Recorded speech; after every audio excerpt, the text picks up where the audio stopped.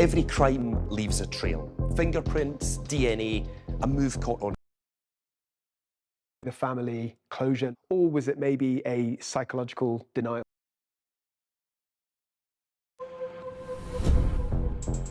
Every crime leaves a trail. Fingerprints, DNA, a move caught on camera. In this series, we examine the evidence that led to the perpetrator being caught.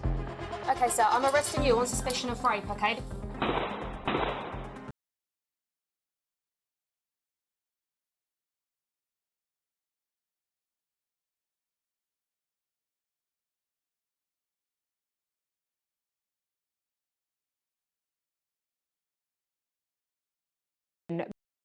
Before the murder that they had any form of falling out. In fact, the jury was shown messages that Stuart had sent to his friends where he described Mierkovic.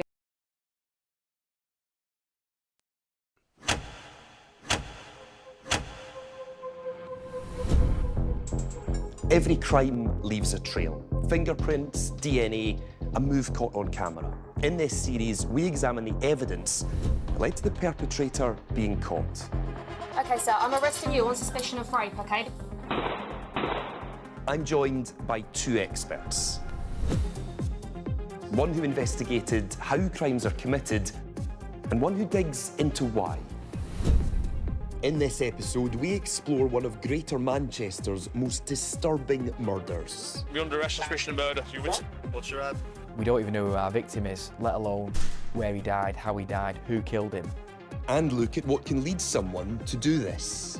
It's barbaric, isn't it? I don't know how else to describe it. You can really see how cold-hearted and callous this individual is. How can anybody do what they did? So cruel, so unfair. This is Cracking the Case.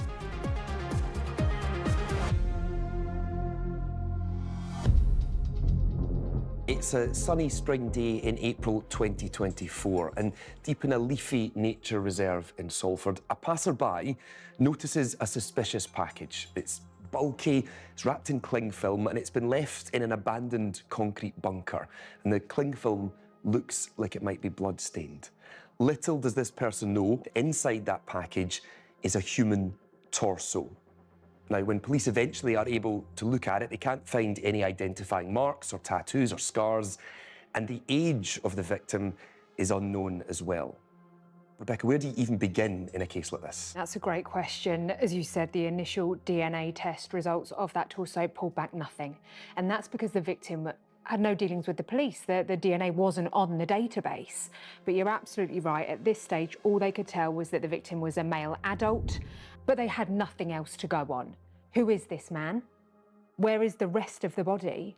And crucially, who had done this to him? Yeah, which means somebody capable of a dark and despicable act like that is on the loose. Yeah, absolutely. I mean, the perpetrator has committed a horrific crime. They have dismembered a human body and been carrying around and disposing remains. And this is clearly somebody that's very dangerous and needs to be caught immediately. Yeah, let's hear from the people that were on the scene. The torso was deposited in a concrete bunker in Curzledale Wetlands, which is a country park. The torso was left on a concrete slab, quite exposed, and in the middle of the bunker.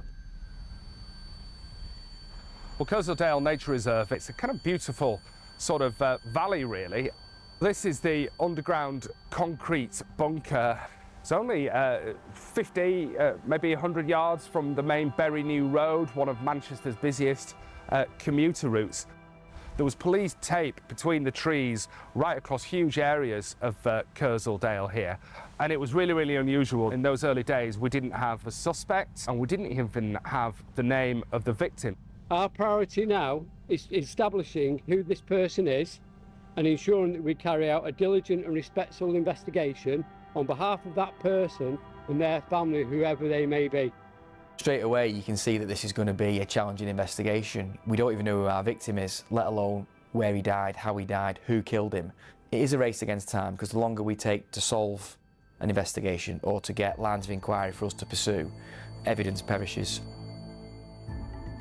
I made the decision that every CCTV camera around the perimeter of the huge woodland would be recovered. We would go back 5 days, some 2,000 hours worth of CCTV from memory, working along the hypothesis that people are somewhat lazy. Carrying a body part that weighed in the region of 18 kilograms would be quite difficult to do. You can't drive into the woodland. This journey could only have been completed on foot. After many, many days of trawling hours of CCTV, we found just what we were looking for. Somebody carrying a heavy, very heavy looking bag for life. He was seen to change hands several times on this journey, to put the bag down to rest before entering the woodland and disappearing deep off the CCTV, right near to where the concrete bunker was. After a few minutes, we see this same male emerging from the woodland with the bag now seemingly empty and folded into a square in his hand. That was a key juncture in the case where I determined that unidentified heavy bagman, as he became known, I believe that was our killer. And knowing what was in that bag makes those CCTV images just spine-chilling. And whilst police may have their prime suspect, it is still very unclear who this heavy bagman is. Now, mapping his movements through CCTV and bus journeys, police are led to a possible home area of Winton. Okay, and it's here, 3 weeks after the torso has been discovered, that there's a major breakthrough. 2 officers who are driving around the area on the inquiry spot someone by complete chance that they think is the suspect, and they follow him as he boards the number 100 bus. So it's a white male. He's wearing a dark or black coloured beanie hat with what looks like an orange logo on it, carrying kind of grey bag for life. Got one matching that description. Uniformed officers are called and they pull their police car in front of the bus and board it, where this happens. Fairly in front of you. Well, this group, give us a call, please. Double check, please. Okay. That's the foxtrot for a van for you. Definitely mistake. 100%. It's 12 minutes past 1. It's minute time. You're under arrest on suspicion of murder. You understand the offence? You're under arrest for the meeting time. Okay. Suspicion of murder for an incident which occurred in Salford. All right. So you were taken to police station to question regarding that. Okay, I go with you and I answer any questions. Yeah. All right. Okay. I mean, look at his body language. He's bemused, he's incredulous, but he knows he's guilty. Marcin Majerkovic is arrested 3 weeks after the torso was discovered. Yeah, and actually, despite the denials you just heard there, he's actually in possession of a mobile phone that doesn't belong to him and numerous bank cards that aren't actually in his name. Police then promptly search the suspect's address, 195 Worsley Road, where they discover blood staining and a botched clean-up job. Tests soon confirm that the traces of DNA located at Worsley Road match the torso. It was the DNA of Mr. Stuart Everett, the suspect's housemate of 7 years, who hadn't been seen for several weeks. Retired civil servant Stuart Everett, or Benny to his family, was 67 when he died. He wasn't married and he didn't have kids, but he was very close to his 2 brothers and sister. He was the youngest member of the family, so he got a bit of a ribbing from his older brothers, like we all do. But he took it in good heart. He was particularly bright and very on the button all the way through school. He was a character.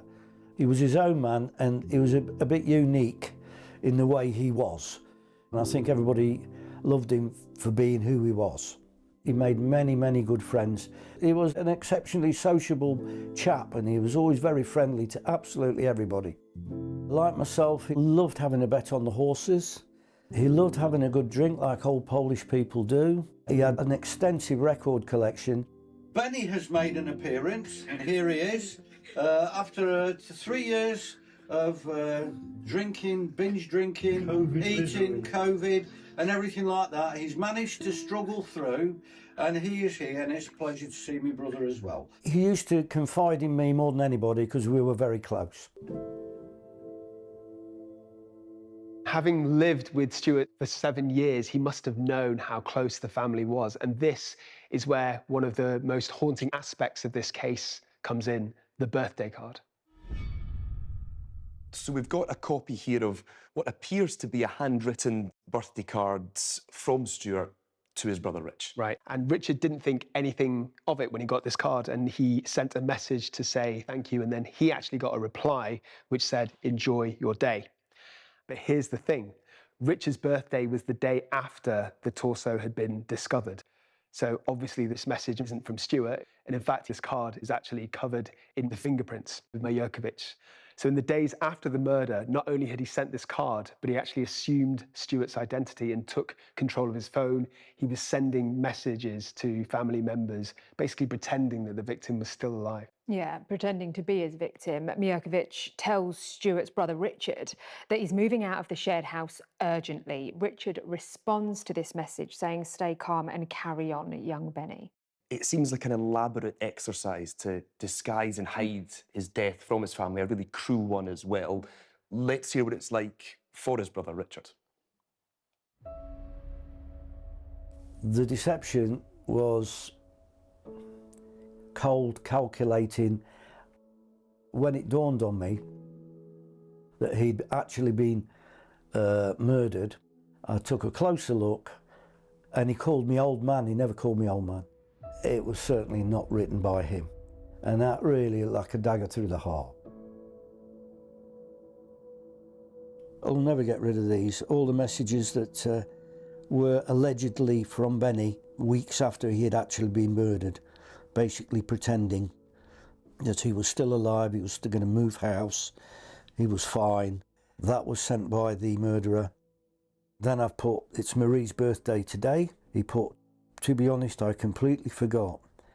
Thanks again, I've sent wishes and £20 for scratch cards. So basically, the murderer sent her £20 for scratch cards out of my brother's bank card nearly 3 weeks after he had murdered him. The lengths this individual went to actually deceive everybody as long as possible for his own means was quite abhorrent. It's beyond imagination, really, to think of the pain the family are going through there. Yeah, it is. It's like a triple tragedy, right? Because any murder is emotional, it's traumatic, but especially in the callous and brutal way that this was carried out. And then on top of that, you got the deception of him pretending to be the victim for several weeks. This is a dark and calculated killer. Let's get into more about how the police managed to put this together, and a warning, some of the details of this might be upsetting. CCTV is disappearing day by day at this point. So we did have the pressure of, this is a race against time. We were able to see the journeys where he would leave with heavy bags, come back without. Most of these journeys would result in bus journeys, which led us to other places. And what we would do then is work with Danielle, who was coordinating the searches. There were 19 search sites in total. So from beginning to end, it took over a good few months for us to do it. Sometimes you were working at height because of the trees that were there and the ravines. We had to get underwater search team because there was lots of water in these sites. There was absolute extreme heat, but then a couple of months down the line, it's cold, raining, wet. What I would then try and do is help Danielle as much as I could with narrowing down timeframes to say, we know he gets this bus, he can only be there for 15 minutes. That means he can only go in, 7 minutes out, maximum. A couple of these journeys were what we termed as local depositions. So what staff in my team did is they calculated how long Marcin was off camera and calculate the average walking speed of a grown man, and they would try and reenact that. I lived, breathed it, dreamt about it. I'd after work in the day, go home, sort my children out, put them to bed. After that, then get back on the computer because we really wanted to find as much of Stuart as possible so that he could be laid to rest. There was pictures of Stuart in the investigation room. A happy picture of Stuart when he's smiling so that everyone could see the reason why we're here. Our investigators managed to establish by digital data from the suspect's mobile phone that he'd travelled to Blackleach Reservoir. We actually managed to geolocate or pinpoint the suspect to all 4 corners of the reservoir. Each point tended to be at a fishing peg, and on the day that that suspect has gone into that park was a Wednesday afternoon, daylight, there was children there were people feeding the ducks. He's gone to each of those fishing peg sites as if he's feeding the ducks. We managed to discover 3 pieces of Stuart Everett's skull. We were therefore able to recover Stuart's head and establish to a forensic standard that he'd been murdered by blunt force trauma. So Stuart was murdered about a week before the torso was found, and that was here at the shared house they had at 195 Worsley Road. Now, the day after that, Mierkiewicz left home and went and spent £21.09 on cleaning products, so microfiber cloths, spray and wipes. He then went back home and spent around 2.5 hours there before making another 2 trips, and one of them was in the direction of nearby Worsley Woods. Yeah, and as you can see from this CCTV here he is heading away from home with a wheeled suitcase. He returns without it. Now, while no body parts were actually recovered from the woods, what police did later discover were there were bags there with Mr. Everett's blood. Yeah, and he's up again the next morning. He travels across town in 2 buses this time. Police think in the direction of Boggart Hole Clough. We see him again just before 9 o'clock, walking along there with a red bag. And there's body parts, and that could be shopping for all that you know. Chilling, right? isn't it? But then here we go, we see him returning, minus the bags. Weeks later, police would actually find a section of Mr. Everett's spinal column at the site. Yeah, I mean, that really is horrifying, that detail, isn't it? Horrific. Later that day, here we have him again. He's making another journey, this time with 2 bags. This is the same camera angle, but again, not long after he's returning home without those bags. Now, police actually lost sight of his movement, so we can't actually say for certain where he went, but they believe it was possibly to Chesterfield Close. And that's because later, officers actually discovered 9 packages of body parts at that location, and many of those packages included internal organs. Yeah. Now, there's a break over Easter at this point, right? Yeah, there is. The trial judge would later suggest that that's because Mierkiewicz believed it may be too busy. So the 2nd of April, the trips start again, and this is important because one of those is to Kersaldale, and that's 2 days before the torso was found there. Yeah, and we've seen this CCTV before. Look, he's carrying that blue bag for life, and we can just about see him leaving Kersaldale here with a folded up bag. That bag is now empty. And then the same pattern yet again, a trip to Blackleach Reservoir. That's what we heard about, where, you know, kids are there feeding the ducks. I know, isn't that really chilling? Police eventually recovered 6 body parts from that site, including the parts of Mr. Everett's head, and from deep in the water, a hacksaw. And in amongst all of that, he's also seen on CCTV here going into KFC for some food, right? That's unbelievable. Just after removing those body parts. Yeah, so he's going back and forward between the house with bags full of body parts and returning without them. Yeah, so he makes at least 11 trips across Greater Manchester to deposit these remains, and each bag is actually wrapped in cling film or black bags, and he actually stored these items in a freezer before he disposed of them. Okay, and what's really striking when you see that CCTV, Shahom, is his body language. He doesn't look like somebody that is in the middle of the horrific act that we now know he committed. Yeah, not at all. He looks very casual from the outside, doesn't he? But there must have been some kind of inner turmoil, at the very least a fear of getting caught. Yeah. So were all of Stuart's remains then returned to his family? Sadly not, no. So the police carried out a search for 4 months, and they found 27 body parts in 6 key sites. And if you look over here on this map, you can see the scale of it all and how widespread it was. Despite that search, Mierkiewicz refused to give up the location of the rest of Stuart's body. That must be really difficult for a family. Yeah, correct, he did. And you've got to ask the question, why, right? Was it simply sadistic gratification? So was he trying to deny the family closure? Or was it maybe a psychological denial? So until he reveals where the body parts are, it's still an abstract concept of a murder rather than something that he's taking responsibility for. Yeah, and Rebecca, what else did the police discover? In court, the pathologist said it was a sustained and severe physical assault with repeated blows to the head with a heavy object such as a hammer.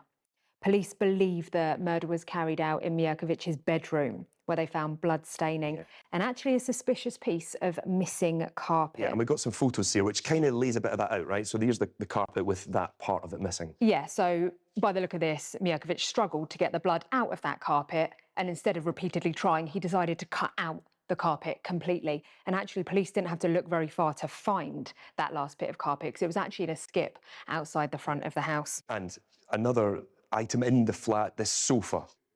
Yeah, so blood was also actually found on this sofa bed where they believe Stuart had been killed. Now, using this Blue Star forensic kit, it actually shows up here in the blue, the traces of blood there. Yeah, and some of these actions are extremely disturbing, Jahom. We're not reporting all of them because some of it is just too upsetting. Sure, yeah. It's barbaric, isn't it? I don't know how else to describe it. You can really see how cold-hearted and callous this individual is. And he's gone to such huge lengths to cover up his crime as well, right? Yeah, what he did was frankly audacious. So not only did he lie to Stuart's family, he was lying to neighbours, to the landlord, to utility companies. He indicated that Stuart had had a stroke and was moving away. He actually impersonated Stuart on a phone call to a phone company, so he was slurring his words to give that impression. And bear in mind, this isn't a stranger.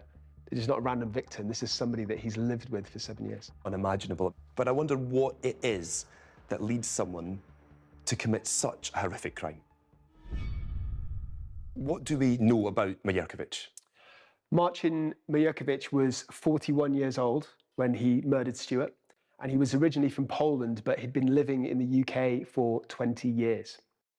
He was a father of two, and he was previously living with his children until he separated from their mother, and that's when he moved in with Stuart. We also know that he worked in fast food restaurants, although he was actually unemployed at the time of the killing. In his first police interview, he was asked to describe himself. And he claimed to be a normal, average man. He liked football and tried to see his children when he could. He actually had no history of any violent behaviour, no past convictions. In fact, the judge in court even brought that up and said he was a previous good character. So police found nothing in his past that they might be worried about? Well, there was one thing that rose alarm bells, which is that he had this interest, and you could even say obsession, with horror and gore. In fact, he even had a tattoo of Jason Voorhees from Friday the 13th, which begs the question, is there a connection between, gore and horror and violence and murder? And research has shown that there is, but it's quite tenuous and it's quite weak.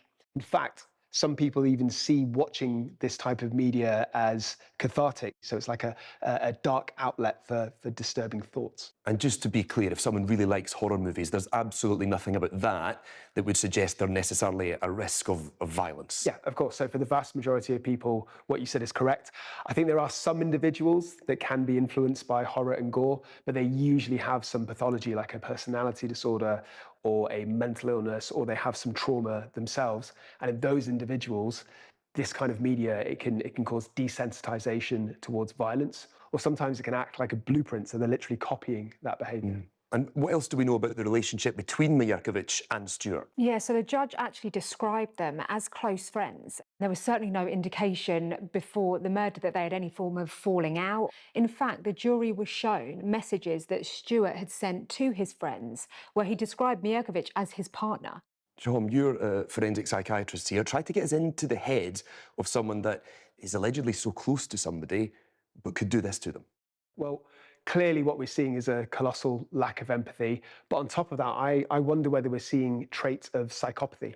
So as well as being manipulative and deceitful, pretending, imitating to be the victim, we're seeing other aspects of psychopathy like being criminally versatile or parasitic, which is when you leech off somebody else. One of the things that I think speaks volumes about Mierkiewicz's character is he didn't show any remorse or guilt during his trial. Let's have a look at what happened in court. At the start of this investigation, we had absolutely nothing to go off, no obvious lines of inquiry, no obvious evidence. By the time we reached court and the trial took place, we presented an overwhelming and formidable case. The jury was warned that this was a particularly gruesome case. They say that Mr. Mierkiewicz cut up the body and distributed body parts. I was trying to keep my eye really on Marcin Mierkiewicz. I remember thinking, how does he think he's going to get away with this? The police had pieced together every step that man had taken. Marcin Mierkiewicz never gave evidence in his own defence. He was quite relaxed throughout the court proceedings. There was no indication that he thought the game was up. Either thought they were going to get away with it or didn't particularly care of the consequences of being convicted of murder. He didn't give any kind of indication that he felt any remorse. No real emotion, even on the conviction. You acted in an almost unbelievably cold-blooded and macabre way and showed complete disrespect and contempt for your friend's remains. I do believe it's one of GMP's finest investigations from start to finish. They must have felt a great level of satisfaction to be able to really nail somebody for their actions.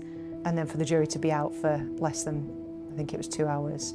When you look at that prosecution case, all of the evidence they had, it was very, very clear that he was going to be found guilty of murder. Take him down.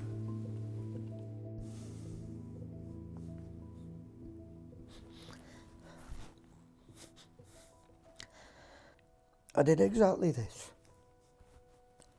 It just went like this. How can anybody do what they did, not only to my brother, but to any human being, and what they did to him afterwards, and the way they tried to deceive everybody concerned, including families, so cruel, so horrible, so unfair. Understandably, incredibly upsetting for Stuart's family, but the evidence that the jury saw which found Mijarkovic guilty seemed overwhelming. Yeah, I mean, they reached their verdict in 1 hour and 36 minutes. That's not long, right? That is not long, especially for a murder investigation. Exactly a year after Stuart was murdered, Mijarkovic was sentenced to life in prison with a minimum term of 34 years. Did prosecutors ever find a motive? So the police and the prosecution don't actually have to find a motive, and they didn't in this case. But the trial judge, Mr. Justice Kavanagh, concluded that the evidence pointed to it being for a financial gain. And it turned out that Mijarkovic was in a lot of debt before he killed Stuart. Yeah, they reckon around £73,000 in total. He'd been out of work for about 5 months and hadn't paid the rent since. So just days before the murder, he actually carries out a search on borrowing £50,000. So things clearly were spiralling out of control for Mijarkovic. I think people might wonder how he would gain financially from Stuart's death. And even though the court didn't have detailed evidence of Stuart's finances, the judge says that he was a single man who'd been working all his life, so he probably had substantial savings and maybe access to a credit card, or at least Mijarkovic would have thought so. Before the murder, Mijarkovic actually set up email addresses and phones in Stuart's name. And immediately after the murder, he actually started spending money from Stuart's bank accounts. And you can see here Mijarkovic using one of Stuart's credit cards. That's the Trafford Centre in Manchester. And that is actually the day that the torso was discovered. Yeah, and then the next day, he applies for a bank loan in Stuart's name. And then looking at his internet history, it had actually been revealed that he'd been looking for properties to rent in Alicante. So it was alluded to in court that he was actually planning to run off abroad with Stuart's money. Yeah, so just to take a step back here, we've got Mijarkovic, who it appears thought he could murder his friend, his housemate, possibly his partner.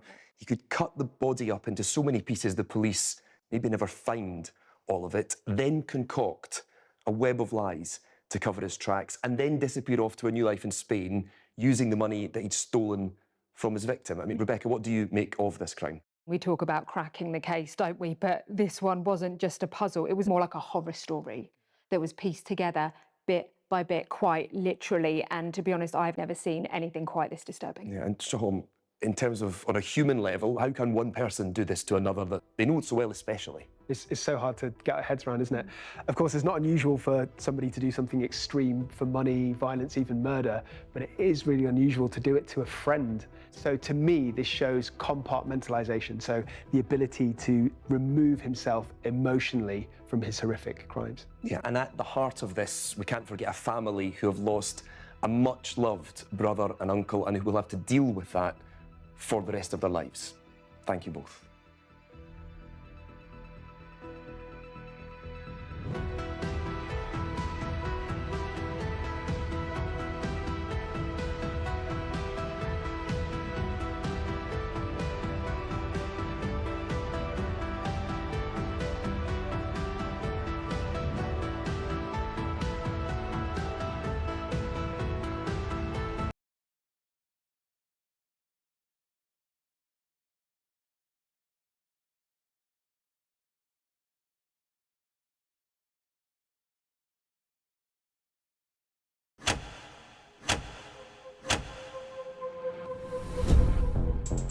Every crime leaves a trail. Fingerprints, DNA, a move caught on camera. In this series, we examine the evidence that led to the perpetrator being caught. You're under arrest for suspicion of murder. So you're with naked survey. What's your head? What's your head? I'm joined by two experts. One who investigated how crimes are committed, and one who digs into why. In this episode, we investigate one of the most prolific sexual predators this country has ever seen. A rape kit is exactly how I would describe it. We examine the evidence he left behind. How many victims are there? No comments. And hear most importantly from the victims that had to suffer the most unimaginable trauma. I didn't think someone could be so sick to put a hidden camera in the bedroom. This is Cracking the Case.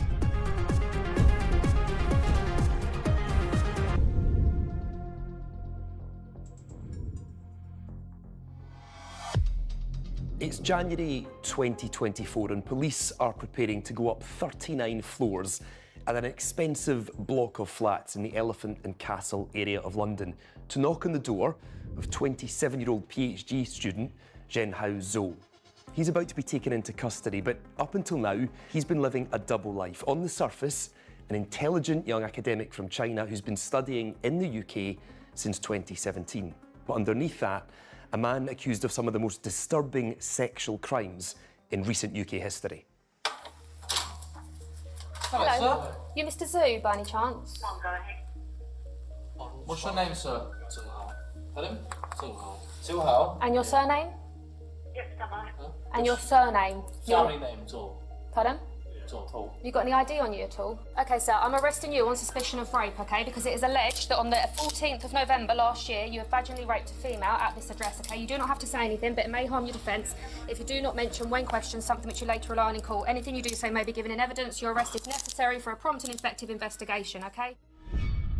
What brought those police officers to his door were two brave women who reported their attacks, and that started an investigation which led to his arrest. And from his face there, he's not a guy that thought he was going to get caught anytime soon. Yes, exactly. I mean, just look at his body language, Callum. I mean, he looks surprised, he looks bemused, he's trying to look non-threatening and meek, even though he knows there's all this evidence against him.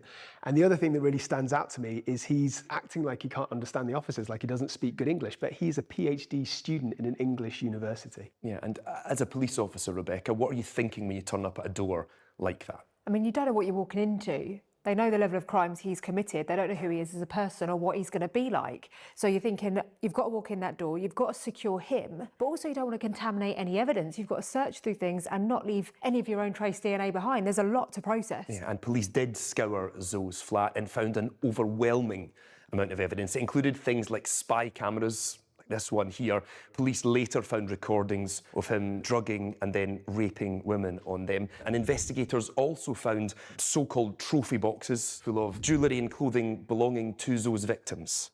Let's take a look at what some of the people who'd been investigating Zhou have to say. Zhu is a predator.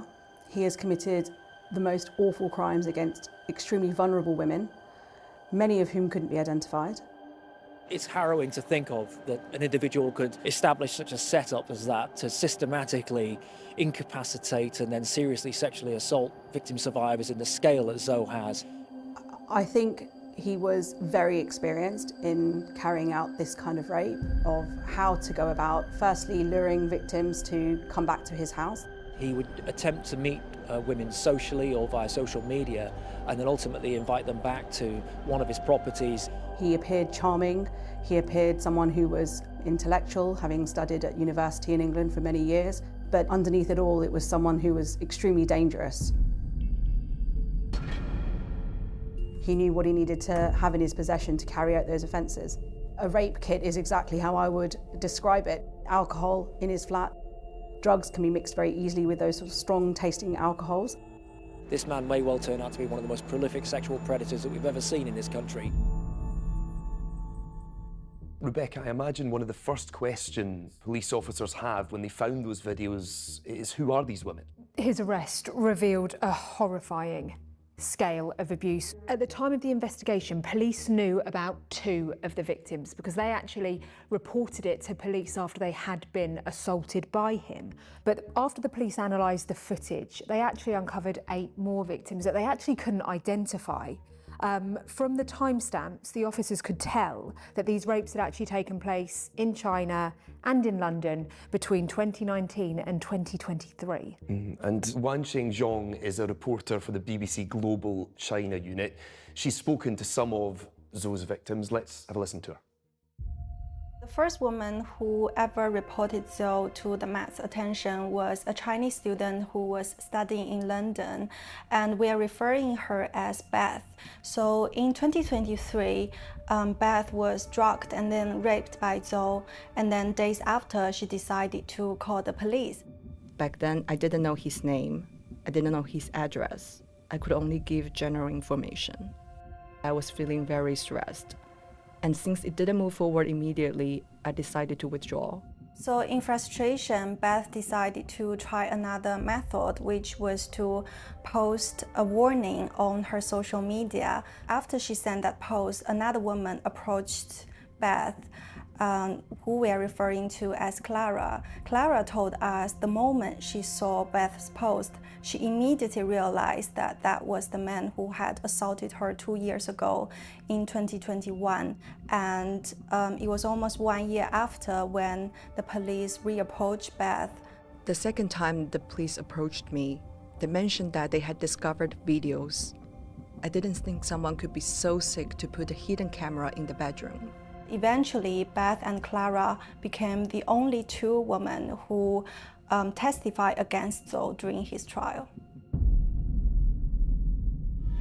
Rebecca, what's your initial reaction to how officers handled that case, especially when you think about how difficult it is to come forward? I mean, I've dealt with a lot of sexual abuse cases, and it's always the same. That victim finds it so hard to talk about in the first place, let alone to a complete stranger.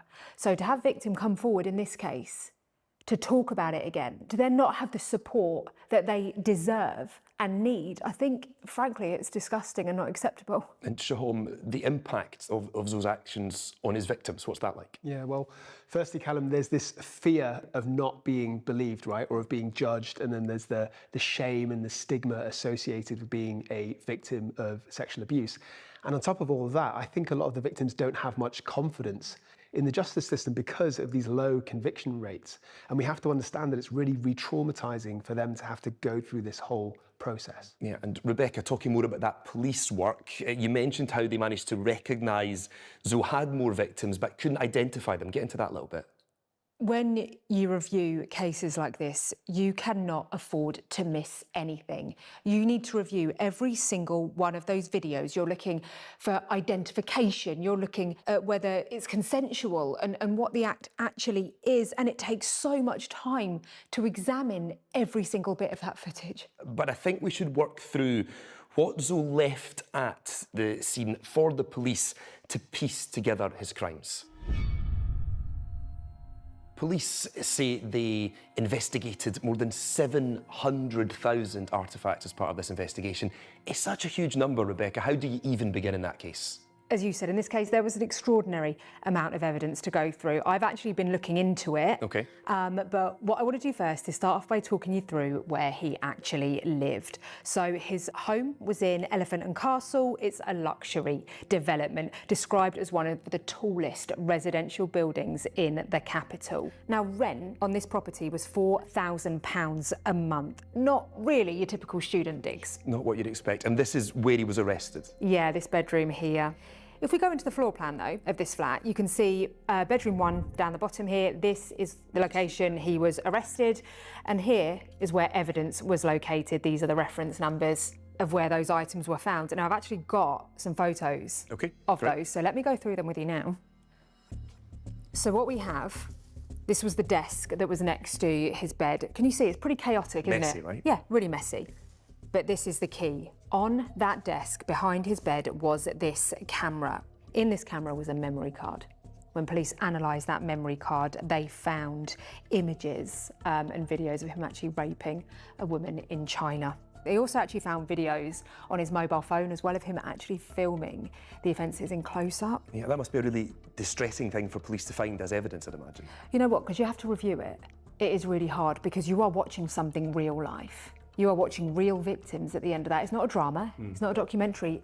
Yeah, of course. I mean, it's traumatizing in any context. Yeah. It must leave some sort of emotional scar, right? And in cases that I've seen, it can even lead to chronic issues like post-traumatic stress disorder. Okay, and Yeah, other side of the bed. Yeah, other side of the bed, we have this here, which is actually a sedative that Zoe claimed was for his own personal use. In the corner there, right? The Yeah, stuff on down the here. But that wasn't the only drugs that were found. We have things like cocaine, ecstasy, ketamine, but this is an industrial chemical. When put into the body, it actually converts to the date rape drug GHB. He used a pipette to actually carefully measure from this bottle and put it into the alcoholic drinks of his victims. And we hear a lot about date rape drugs. Just how dangerous are they? Well, let me put it this way. If he had got that dosage wrong, the effects would have been fatal. Okay, and I was looking into this actually. He claimed initially it was a moisturiser, but reports from toxicologists found it was something that would have been a skin irritant, so that couldn't be true. And then in the trial changed his story to say it was something he used to get high. Kind of feels like he's just backed into a corner, isn't he? It kind of reeks of desperation. He's clutching at straws. Yeah. Absolutely. So this was the trophy box that he had, but this is the chilling part of it. Items from his victims that he had kept inside of it, clothing, makeup, jewellery. I mean, that's horrific in itself, isn't it? You used the word trophy, right? And it feels like these individual items are trophies, and obviously the video themselves are a form of trophy. And like any trophy, it is a mark of success or a conquest against the victim. But I also think in Zoe's case, it was also kept for later on, for sexual gratification that's delayed. And we talked about videos. We talked about these spy cameras that police found, Rebecca. What are these like? We've got one to have a look at, right? Yeah, I've got a similar model that I've bought. Now take a look. So they're small. At this. Really small. That is tiny. We've already seen how chaotic his room was. Cameras like this were placed around it. Now, he said he bought them just to record video and audio. In your bedroom? That small? Someone who buys a camera like this does not want it to be found. So police seized a fair amount of footage from those cameras, but also from his laptop and mobile as well. Yeah, a lot of things were seized, and sadly there was more on those devices. Firstly, it's worth saying that when officers secured those electronic devices, they held huge numbers of messages between him and the women he came into contact with. They actually examined over 9 million messages and had to get them translated from Mandarin to English. But from that, they could understand his sort of pattern of offending. Also, when they were looking through that digital footprint, they found in around November 2020, he used a messaging app to research how to drug and rape women. That's a lot of the physical evidence you've taken us through. Yep. Let's hear what Zoe had to say in his police interview. How many videos do you have? 你总共有多少条片他拍的？ No comments. How many victims are there? 有多少个受害人？ No comments. How long has this been going on for? 你这些所为进行了多长时间？ No comments. That is really chilling, isn't it? Yeah, absolutely. And what really stands out to me is that it's very reflective of his body language of when he got arrested. You know, he's still trying to act meek. He's looking bemused and surprised at just being in this situation. And also, again, he's acting like he doesn't speak much English. He's using the interpreter, but we know for a fact that he's a PhD student in an English university. Yeah. Let's take a step back from where we've got to then. So we have a man who's been drugging and raping women. Most of his victims are from the Chinese community, and police have also got incriminating evidence of him recording himself in the act. Let's find out a bit more about the man behind it all. Shahom, from the outside anyway, it looks like he's somebody who has so much going for him. What do we know about him? Well, in my line of work, when we psychiatrically analyse somebody, we look through the history, through the background. So why don't we do this with Zoe and see if we can establish some of the facts. Okay. So we know that Zoe was originally from Danghuan City in southern China, close to Hong Kong. And then in 2017, he moved to Belfast to study mechanical engineering at Queen's University. Then in 2019, he moved to London to do a master's at University College London. And then in 2021, that's when he started his PhD. And Zoe lived in 2 flats in the capital. One was in Elephant and Castle, as we know, but he also had another one in Bloomsbury. We also know that he came from a wealthy family. He owned a Rolex watch, which we can see him flexing there, and his wardrobe was full of designer clothes. And Zoe also had some cosmetic procedures, including a hair transplant and facial surgery, which to me indicates a degree of narcissism. Something actually of note, that from his university days in Belfast, police have actually never recovered any mobile phones. So we don't know if this campaign of his drug-assisted assaults even continued back then. Yeah, and Trahome, another question would be why film yourself with this incriminating evidence? Yeah, especially considering that he's clearly an intelligent individual, right? He's a PhD student. The way that he recorded his victims was meticulous, it was methodical. So to me, I think we're looking at a degree of arrogance here. He genuinely thinks that he can't be outsmarted. But I also think it's worth remembering that I think there's gradual increments here. So he recorded 1 video, 2 videos, and he got away with it. There were no legal repercussions, and I think that emboldened him. And what does it tell us about him that he chose to drug his victims? I think, Callum, the primary motivation is simply convenience, so it's easier for him to carry out these horrific acts knowing that his victims are incapacitated. But it also shows a degree of cowardice, right? He knows that they can't fight back. Did he ever mention his motivation at all? Well, yeah, he talked about somnophilia, which is a paraphilia. Okay, which is? A paraphilia is a fetish, so somebody finding something sexually enticing that the average person wouldn't. And in this particular case, somnophilia, it's when the victims are quite incapacitated or are sedated. And the psychological motivations, I think, for this paraphilia are the same as recording the victims. Police arrested Zoe in January 2024 and they charged him in the August of that year. He denied all 35 counts against him, including rape, voyeurism, possession of extreme pornography, false imprisonment and drug charges. Daniel Sandford is a correspondent for the BBC who was at the court in London for the trial and the sentencing. The key evidence in the trial was the videos that Jen Houzeau had made of him raping these women. Some of them were very short snippets of videos of him having sex with somebody who was fast asleep. Others were longer extracts of videos. The judge, Rosina Cottage-Casey, was very aware of the distressing nature of the rape videos, so she made sure the jury didn't have to see them more than they needed to. It was a very, very somber case. I think everybody, including Zoe's defence team, understood the seriousness of the case, and it was heard in respectful silence. Jen Houzeau was put on trial for 11 rapes against 10 women, but at the time of the trial, of those 10 women, only 2 had been identified. They both gave lengthy evidence, but we never heard from the other 8 women because the police still hadn't worked out who they were. The judge described how behind Jen Houzeau's charming mask that he presented to the world, he was in fact a sexual predator, and she said that the sentence was going to be a life sentence, and then she said that Jen Houzeau should not be released from prison. He shouldn't even be considered for release from prison until he's served at least 24 years behind bars. So let's look at the charges the jury found Jen Houzeau guilty of. 11 counts of rape, with 2 of the offences relating to 1 victim, and 3 counts of voyeurism, 10 counts of possession of an extreme pornographic image, 1 count of false imprisonment, and 3 counts of possession of controlled drugs with an intent to commit a sexual offence. All in, it's 28 charges. He was cleared of 2 counts of possession of an extreme pornographic image and 5 counts of possession of controlled drugs to commit a sexual offence. If you're an officer that's worked in this case, at this point, you see those results of the case, what are your thoughts, what are your feelings? To be honest, there is no feeling quite like it. It feels like justice has finally been served and your efforts to get it to that level, because that's hard enough, has finally been sort of rewarded in a way, because the second you take and present a case to court, it is completely out of your control. It is up to the prosecution, defence, and ultimately jury. And up to that point, you have had a lot of control, right? Yeah, to In a most degree you cases. have. Yeah, to a degree you have. And you're sort of waiting. You want that support and that finalisation for your victims. You want that closure for them, but it's not up to you. It's really important for them to get that conviction because obviously they want justice, right? But at the same time, it's so traumatising for them to have to go through the whole process.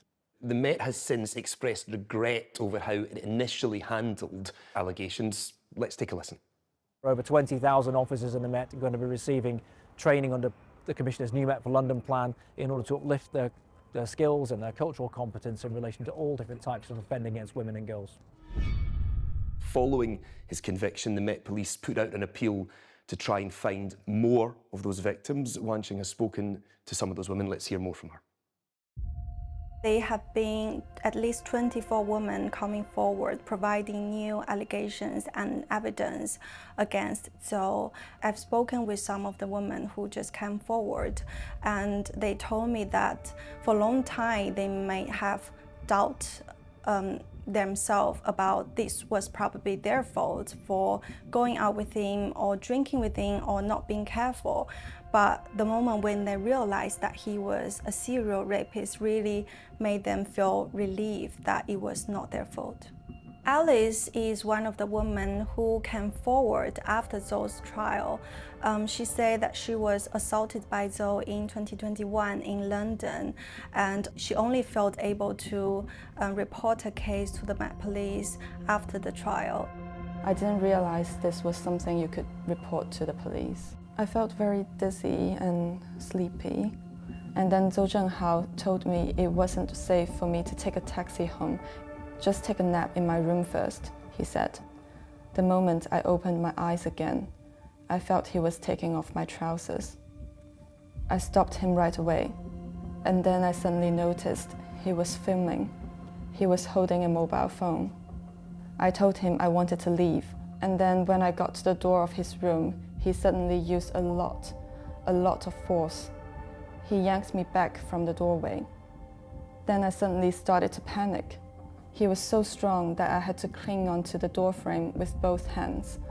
Even if Zoe's sentencing is not finished and he's behind the bars, for a lot of victims, especially who came forward after the trial, is still the beginning because they are still in the process of giving new evidence and providing testimony, as well as the long journey of dealing with trauma and seeking for justice.